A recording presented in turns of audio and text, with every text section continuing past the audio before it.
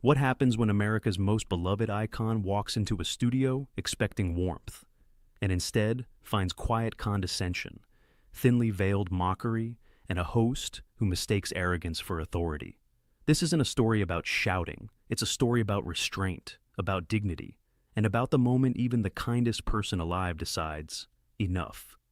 What unfolded on The View that morning would end with stunned silence, a broken rhythm, and a walk-off no one saw coming.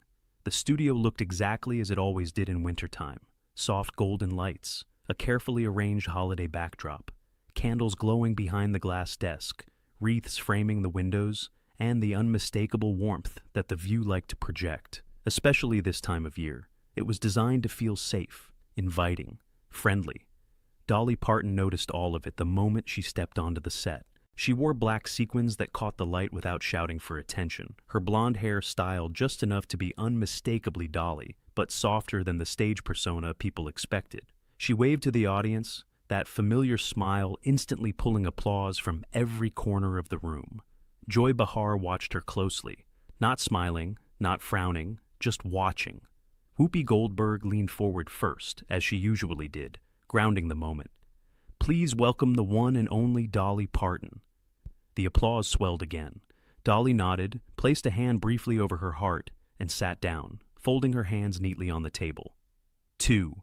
The View mug sat between her and Joy, ceramic barriers in a conversation that hadn't yet begun.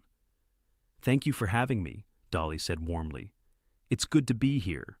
Her voice was gentle, familiar, disarming.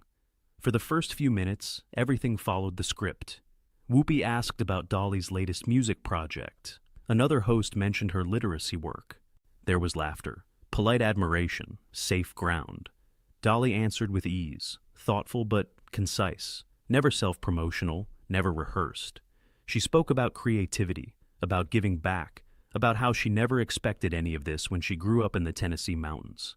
Then Joy leaned in, not aggressively, not loudly, but with that unmistakable shift, the subtle tightening of posture, the slight tilt of the head that signaled she was no longer listening, only preparing to speak. "So, Dolly," Joy said, her tone casual but edged. "You've been doing this a long time." Dolly smiled. "I have, yes." Joy nodded slowly. "Decades, really. Different eras, different audiences. And yet, somehow, you've never really changed your image." A pause. Not long enough to interrupt, but long enough to feel intentional. Dolly blinked once, still smiling. "Well," she said lightly, "I've always believed if you know who you are, you don't need to chase every trend." The audience murmured approvingly. Joy didn't smile back. "But don't you think," she continued, "that there's something performative about that consistency? I mean, big hair, sparkles, the exaggerated femininity. Some people might say it's a little outdated." The temperature in the studio shifted. Whoopi glanced sideways. One of the co-hosts adjusted her papers. Dolly didn't move. She didn't stiffen, didn't raise her voice, didn't even let the smile leave her face. Instead, she tilted her head slightly. "Well, Joy," she said gently, "I've always thought femininity wasn't something to be ashamed of. It's just one way of being strong." Joy's lips pressed together. "Sure," she said. "But don't you worry that younger women see that and think success means looking a certain way? That being taken seriously requires all the glitter?" The words hung there. Not an outright attack, but not a compliment either. Dolly's fingers rested calmly against each other. Her nails, perfectly manicured, tapped once, softly against the glass. "I think young women are smart enough to decide for themselves," she replied. "And I trust them more than I trust labels." A ripple of applause moved through the audience. Joy leaned back, crossed her arms. "I'm just saying," she added, "you've built a brand, and brands can sometimes distract from substance." That was the moment, not when the words landed, but when Dolly realized how they were meant to land. This wasn't curiosity, it wasn't dialogue, it was a slow erosion. Dolly looked directly at Joy for the first time, not with anger, with clarity. "Well," she said softly, "I reckon substance speaks for itself." Her tone was still kind, still controlled, but something had shifted, and Joy noticed it. She smiled faintly as if satisfied she'd finally found traction. "Of course," Joy replied. I just think it's worth examining. Dolly nodded once. Then examine away, she said. I've lived my life in the open. The audience applauded again, this time louder. Joy didn't join in. She only adjusted her mug, eyes fixed on Dolly, as if already planning what to say next. And Dolly, still smiling, still composed, had no idea yet that this was only the beginning. The show tried to move forward like nothing had happened. A producer's voice, unheard but felt, seemed to push the panel into a safer lane. One of the co-hosts brought up Dolly's imagination library, smiling with genuine admiration. Over 100 million books, she said, almost in awe. That's not charity, that's history. Dolly's eyes softened immediately. This was her comfort zone, not applause, impact. Well, honey, Dolly replied, books saved me before fame ever did. A child with a book is a child with a door. The audience clapped warmly. A few people even stood, then sat again as the segment continued. Whoopi nodded, pleased. That's what we love about you. You've always been about lifting people up. Joy's mouth twitched at that. Just slightly, like someone hearing praise they didn't think was fully earned. Dolly didn't see it. Or if she did, she chose not to acknowledge it. For a moment, the studio felt normal again. Holiday candles glowed. The camera moved smoothly between faces. The mugs sat neatly aligned like props in a pleasant, controlled conversation. Then Joy slid her mug a few inches forward, and the sound of ceramic scraping glass was quiet, but sharp. So, Dolly, she said, 2 words, a new tone. Let me ask you something. The co-host beside her blinked, as if bracing. Dolly turned toward Joy with that same polite openness she gave everyone. Strangers, fans, presidents, it didn't matter. Her warmth was habit. Her grace was muscle memory. Yes, ma'am, she said. Joy smiled, and it was the kind of smile that didn't invite you in. It measured you. Do you ever worry that your charity work, your goodness, is part of the brand too? A hush dropped across the table. Not because it was the toughest question in the world, but because it sounded like a trap disguised as intellectual curiosity. Dolly's smile stayed in place for a beat longer than it needed to. Joy, she said gently, I don't do what I do to look good. I do it because I remember what it felt like not to have. Joy nodded as if she'd expected that answer. Sure, but you can't deny, Joy pressed, that philanthropy is convenient, especially for celebrities. It creates a shield. So whenever someone criticizes the image, the fans say, oh, but she gives away books. The audience murmured. You could feel people shifting in their seats like they wanted to protect Dolly from the implication. Dolly's eyes narrowed just a hair, barely visible, like a curtain moving in a draft. Well, Dolly replied, still calm, if my work helps people, then I don't mind if it helps my image too. But it wasn't built for that. Joy leaned in, delighted by the way the studio was suddenly holding its breath. Okay, but let's be honest, she said, voice sharpening. Your whole persona, sweet Dolly, kind Dolly, harmless Dolly, it's a performance, isn't it? Whoopi inhaled like she wanted to jump in, then stopped herself. Sometimes you let someone show themselves. Dolly didn't flinch. Instead, she gave Joy a small, thoughtful nod, the way you nod at someone you're choosing not to embarrass. Honey, Dolly said, everything we do in public is a performance. Yours too. A few laughs bubbled up in the audience, nervous, surprised. It wasn't a jab. It was a fact, delivered with softness that made it hard to fight. Joy's eyes hardened. No, she said. Mine is conversation. Yours is an act. You giggle, you flutter your eyelashes, you play the cute country doll. And somehow, people treat you like a saint. Dolly's fingers folded tighter together. Her bright nails, so perfectly Dolly, pressed gently into her own skin. She kept her voice low, steady. Joy, I've been called a lot of things. Doll isn't the worst, Joy scoffed. You're avoiding the point. I'm addressing it, Dolly answered. Maybe not the way you hoped. That line landed like a clean glass clink. The co-hosts shifted again. One looked down at her cue cards like they suddenly became fascinating. Another forced a small smile that didn't reach her eyes. Joy continued, sensing she was close to a viral moment.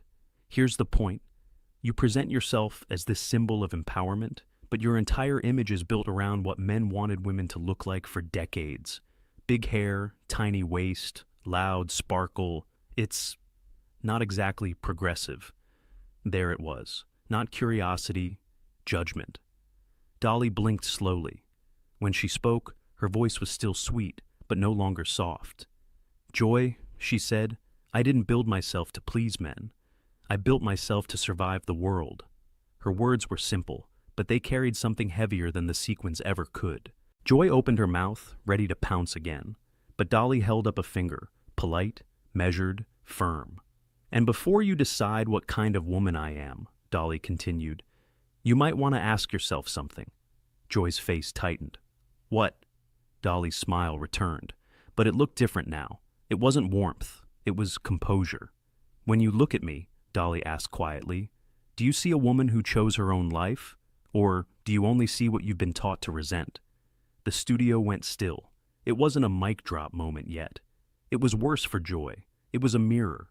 Joy's lips parted. She tried to laugh it off, but the laugh came out thin. "Oh, please," she snapped. "Resent? I'm just tired of watching grown women play dress-up and calling it empowerment." The audience gasped. The holiday set suddenly felt like a stage for something darker. Dolly's eyes moved from Joy's face to the camera, then back, and for the first time, you could see it clearly. Dolly wasn't trying to win. She was trying not to lose her temper. "Joy," she said, voice still even, "I've never asked you to like my hair." Joy shrugged. "Well, it's hard not to notice it." Dolly nodded slowly. "And I've never asked you to approve of my choices," she added. Joy leaned back smug again. "Then why are you so defensive?" Dolly paused. The pause was long enough to make the studio swallow. "Because you're not discussing my choices," Dolly said. "You're mocking them." Joy's face flushed. "That's ridiculous." "Is it?" Dolly asked, still quiet. "Or is that just what bullies say when they get called out?" The word bullies landed and rolled through the room like thunder. Whoopi's eyes widened. One of the co-hosts actually froze mid-breath. Joy's posture stiffened and her tone turned sharp. Too sharp, too fast. "Don't call me a bully," she hissed. "I'm asking questions." Dolly's voice didn't rise. "That's the thing, Joy," Dolly replied. "Questions are meant to understand. Yours are meant to cut." Joy's smile vanished. For a brief moment, you could see the calculation behind her eyes. Push harder, break her, get the clip. And she did. "Well then," Joy said, leaning forward, "let's cut to the truth. You're not the saint people think you are. You're a businesswoman who sold a fantasy. And you sold it so well, people forgot to ask who you really are." The air in the studio tightened. Even the audience, usually eager, went quiet like they sensed something sacred had been touched. Dolly didn't move, but her hands unlinked. Her shoulders lifted slightly, then settled, like someone bracing without wanting anyone to notice. Her smile faded to something neutral, controlled. And when she spoke, her voice was calm enough to scare people more than anger ever could. "Joy," she said softly, "you keep talking like you know me." Joy's eyes narrowed. "I know what you show." Dolly nodded once. "And you keep poking," she continued, "like you're hoping I'll finally snap, so you can feel justified." Joy scoffed. "That's absurd." Dolly leaned in, not aggressively, not theatrically, just enough to close the distance.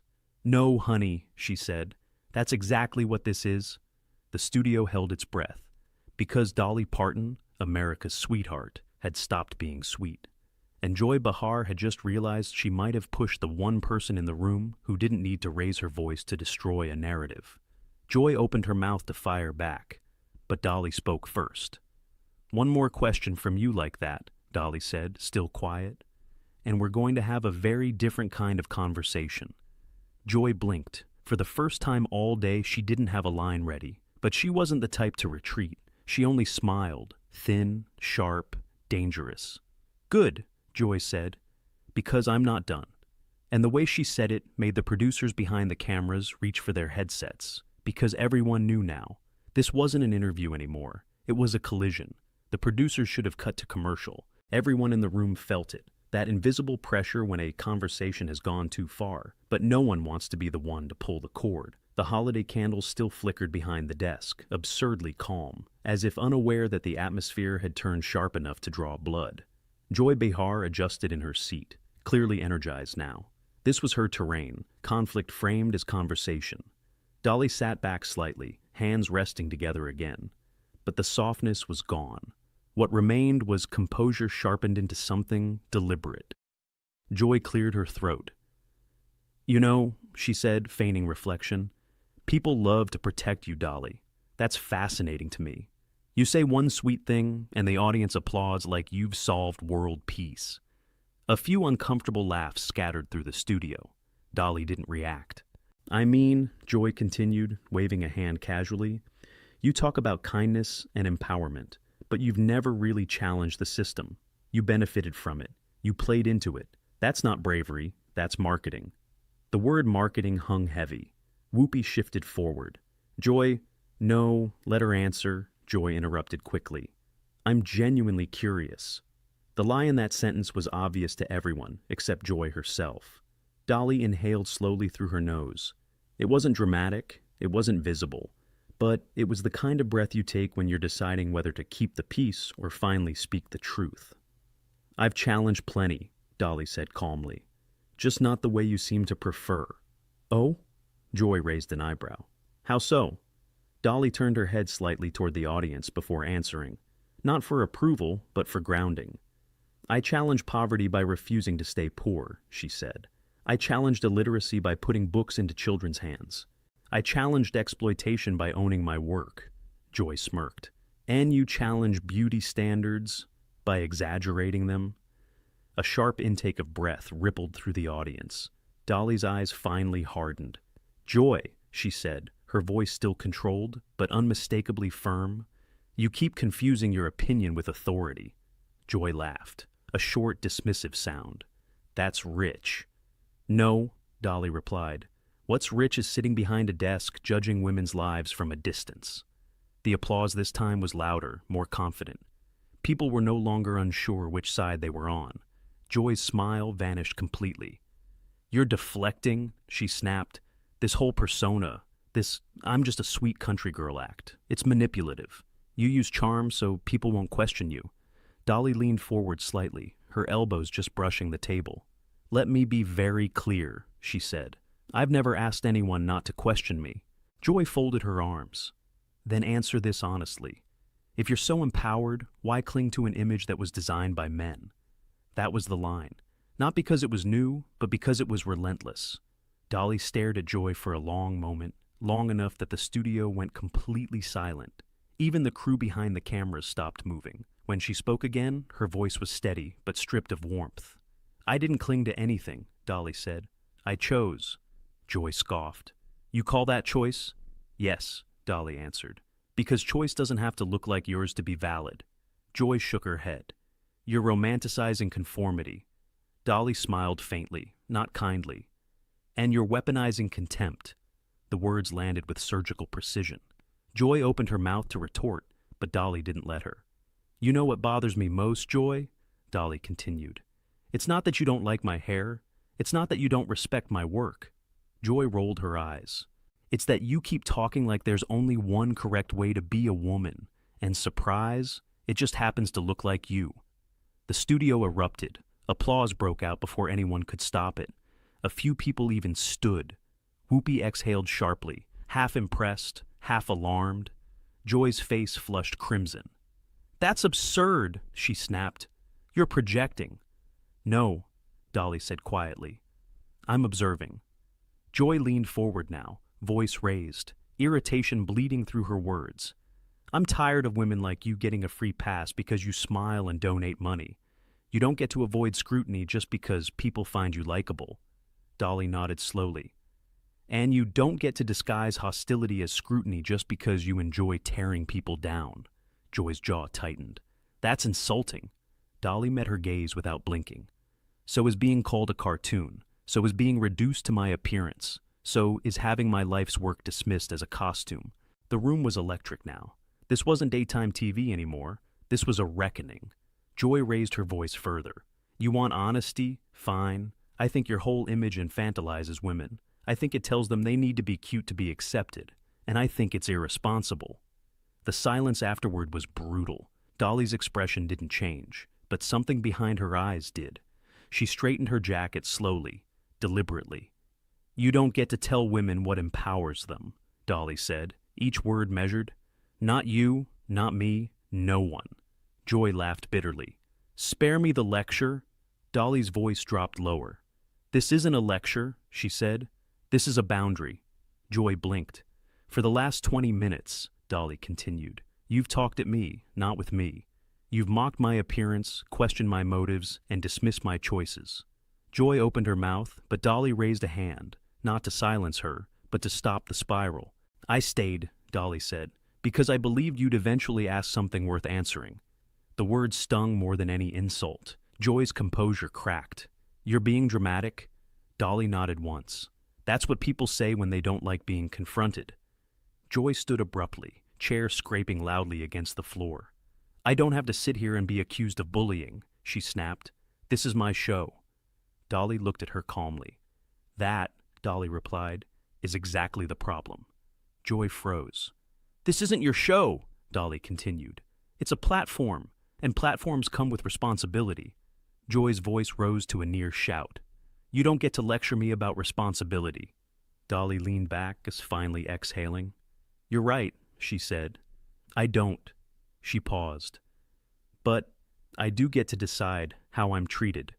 The room went deathly quiet. Joy stared at her, stunned. Not because Dolly was angry, but because she wasn't. "I came here in good faith," Dolly said, standing now, slowly, calmly. "I answered your questions. I accepted your tone. I even gave you the benefit of the doubt." She picked up her mug, placed it gently back on the table. "But I won't stay where respect isn't mutual," Joy scoffed. "So now you're walking out?" Dolly met her eyes. "I haven't decided yet," she said, "but you're making the decision very easy." The producers were now visibly panicking behind the cameras. Headsets pressed tighter. Fingers hovered over buttons. Joy crossed her arms, defiant. "If you leave, that's on you." Dolly smiled, sadly this time. "No, honey," she replied. "That's on you." The audience erupted again, louder than before. Dolly turned slightly toward Whoopi. "Thank you for inviting me," she said sincerely. "I'm sorry it turned into this." Whoopi nodded, clearly torn. "So am I." Joy's voice cut in sharply. "We're not done." Dolly paused at that, turned back, looked Joy directly in the eyes. "Yes," she said quietly. "We are." And for the first time since the interview began, Joy Behar had nothing to say. Not yet. But everyone could feel it coming, because Dolly Parton hadn't walked out. Not yet. And when she finally did, it would not be quiet. Joy Behar broke the silence first. "You know what?" she said sharply. "If you can't handle tough conversation, maybe you shouldn't come on a live show." The words were loud, defensive, rushed. They didn't land the way she wanted. Dolly stood still for a moment, her back straight, her expression calm, but no longer forgiving. The audience watched in complete silence. Even the holiday lights behind them felt dimmer now. "Joy," Dolly said softly, turning back one last time.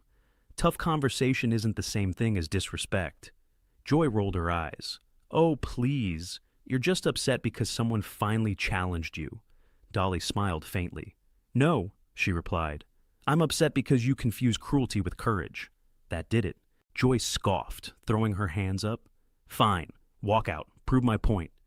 Dolly looked around the table, at Whoopi, at the other co-hosts, at the audience that had been holding its breath for the better part of an hour. Then she nodded. "I think I will." Gasps rippled through the studio. Dolly reached for her microphone, unclipped it carefully, and placed it on the table. Not angrily, not dramatically. Gently, like she was setting down something that no longer belonged to her. "I came here to talk about music, books, and hope," she said, her voice steady. "Not to be talked down to, not to be mocked, and not to be turned into a spectacle." She looked directly at Joy. "I wish you well," Dolly added, "but I won't stay where kindness is treated like weakness." Joy opened her mouth, too late. Dolly turned and walked off the set. The audience stood. Applause broke out. Loud, sustained, unmistakable. Not the polite kind, the kind that fills a room and makes it impossible to pretend nothing happened. Joy sat frozen. Whoopi cleared her throat slowly. "Well," she said carefully, "we'll be right back." But there was no going back. Because in that quiet, controlled walk-off, without shouting, without insults, Dolly Parton had drawn the sharpest line of all, and everyone watching knew exactly who crossed it. Sometimes the loudest statement isn't made with words. It's made by knowing when to walk away. Dolly Parton didn't shout. She didn't insult back. She simply refused to stay where respect no longer existed. If you believe dignity is strength, if you believe kindness doesn't mean weakness, and if you think moments like this deserve to be remembered, tap like to show your support. Subscribe to Pressure Point for more stories where power shifts on live television. And tell us in the comments, did Dolly do the right thing by walking away, or should she have stayed and fought back?